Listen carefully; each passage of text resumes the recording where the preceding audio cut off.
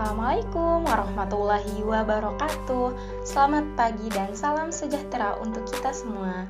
Adik-adik semua, bagaimana kabarnya hari ini? Kakak berharap semua dalam keadaan sehat untuk mendengarkan pembelajaran kita pada pagi hari ini dalam bentuk audio.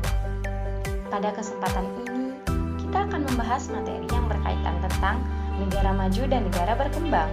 Dengan mendengarkan audio ini, adik-adik diharapkan dapat mengerti dan memahami tentang pengertian negara maju dan berkembang, indikator-indikatornya, perbedaan, serta dapat mengetahui bagian-bagian negara yang termasuk dikatakan negara maju dan negara berkembang. Baiklah, sebelum kita memulai pembahasan materi, alangkah lebih baiknya jika adik-adik berdoa sesuai keyakinan masing-masing agar proses belajar mengajar kita dapat lebih barokah lagi dan cepat adik resapi dan pahami. Baiklah, adik-adik, sekarang kita akan mendengarkan penjelasan yang akan disampaikan oleh Kakak Nestari. Kepada Kakak Nestari dipersilahkan. Bismillahirrahmanirrahim. Assalamualaikum warahmatullahi wabarakatuh. Baik adik-adik, pada kesempatan ini saya akan menjelaskan apa itu negara maju dan negara berkembang beserta model-modelnya. Yang pertama, apa itu negara maju dan negara berkembang? Negara maju adalah negara yang memiliki standar hidup tinggi dengan perekonomian rata-rata, penggunaan teknologi tinggi dan telah berhasil dalam nilai tinggi dan telah berhasil dalam berbagai bidang. Sementara negara berkembang adalah negara yang pendapatan rata-rata masih relatif rendah. Indeks perkembangan manusia tercatat di bawah standar normal global dan infrastruktur yang masih relatif berkembang atau belum maksimal. Yang kedua yaitu model pengembangan wilayah negara maju dan negara berkembang.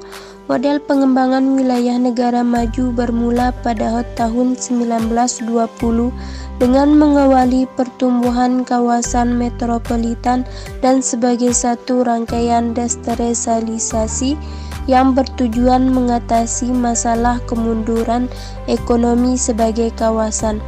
Timbulnya suatu kawasan menjadi kawasan metropolitan mengakibatkan majunya suatu kawasan, tetapi menyebabkan wilayah lain tertinggal.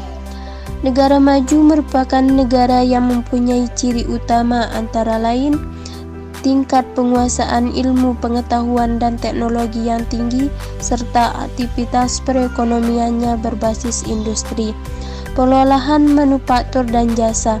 Proses pengelolaan sumber daya alam menjadi barang jadi dapat diartikan sebagai industrialisasi. Oleh karena itu, negara maju sering pula disebut sebagai negara industri. Melalui industrialisasi, negara-negara maju mampu memacu pertumbuhan ekonominya, yang pada akhirnya dapat meningkatkan pendapatan nasional. Dengan demikian, pendapatan per kapita penduduknya menjadi meningkat. Dalam arti lain, tingkat kesejahteraan penduduk di negara maju secara ekonomi menjadi tinggi.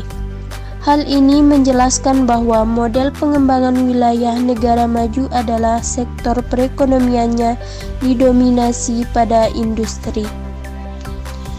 Model pengembangan wilayah di negara berkembang. Menurut Estes 1998, berdasarkan pengembangan sosial, negara-negara berkembang dibedakan menjadi dua, yaitu negara berkembang menengah dan negara berkembang terbelakang. Negara-negara yang termasuk kategori negara berkembang menengah menyebar di seluruh sebagian negara-negara lain.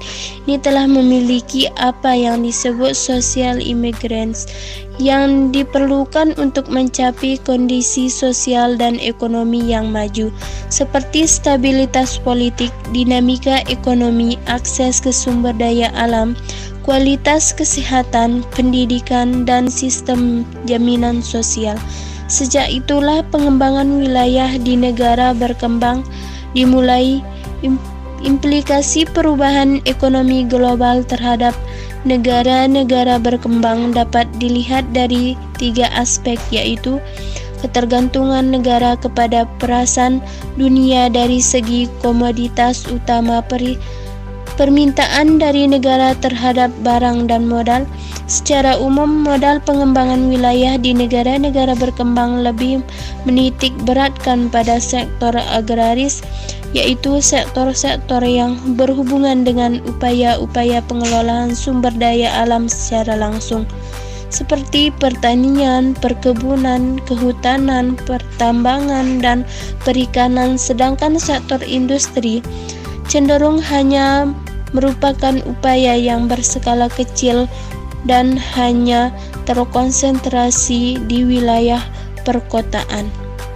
Terima kasih untuk Kakak Nestari yang sudah menjelaskan. Begitulah adik-adik pengertian dan model pengembangan dari negara maju dan negara berkembang. Sangat mudah bukan untuk dipahami? Kakak rasa semoga kalian bisa paham ya.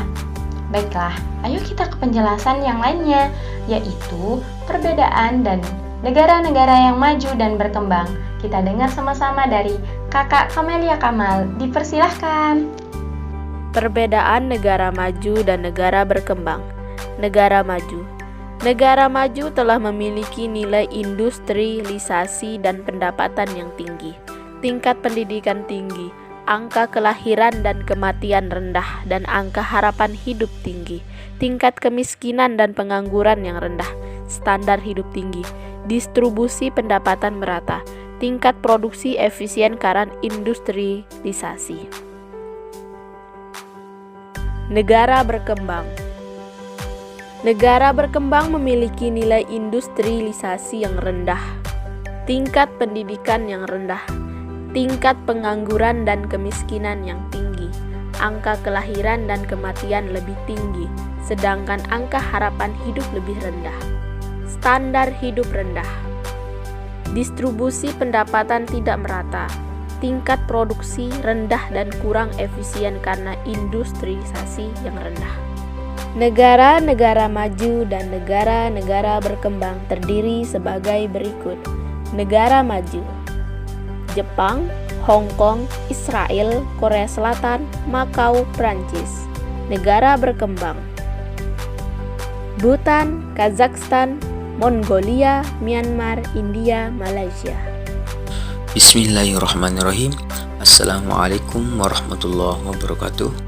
Salam sejahtera untuk adik-adik semua yang berada di sini. Di sini kakak akan menjelaskan tahapan perkembangan negara maju dan berkembang, yaitu masyarakat tradisional, yang kedua prakondisi lepas landas, yang ketiga lepas landas, yang keempat kedewasaan, dan yang kelima konsumsi tingkat tinggi. Yang pertama, masyarakat tradisional. Masyarakat tradisional merupakan tahapan awal perkembangan sebuah negara. Sektor utama pada masa ini adalah pertanian. Yang kedua, prakondisi lepas landas adalah keadaan di mana masyarakat sudah memulai pola pikir yang lebih maju. Yang ketiga, lepas landas merupakan di mana pertumbuhan ekonomi suatu negara bergerak dengan cepat. Investasi di berbagai bidang industri mulai mendorong peningkatan pendapat nasional. 4. Kedewasaan. Kedewasaan adalah keadaan masyarakat di mana investasi meningkat antara 40% sampai 60%. Teknologi baru mulai bermunculan, sering peradaban manusia yang terus maju. Yang terakhir yaitu konsumsi tingkat tinggi. Konsumsi tingkat tinggi adalah fase di mana kondisi masyarakat secara umum sudah dikatakan makmur. Tingkat konsumsi masyarakat sudah sangatlah tinggi, dikarenakan harus berdagang, lantas negara dan kebajikan pasar mendorong transaksi ekonomi, sehingga bisa menyebabkan perkembangan negara semakin maju. Gimana adik-adik penjelasan dari kakak-kakaknya? Kakak berharap kalian paham dan mengerti dengan penjelasan kami mengenai pelajaran geografi, yaitu materi negara maju dan negara berkembang. Tidak terasa waktu berjalan dengan sangat cepat. Baru 1 menit saya ngomong, udah selesai aja penjelasan materinya. Mohon maaf atas kekurangan dalam menjelaskan materi adik-adik. Sekian, kakak-kakak ini undur diri. Dipelajari lagi ya materinya. Sekian. Wassalamualaikum warahmatullahi wabarakatuh.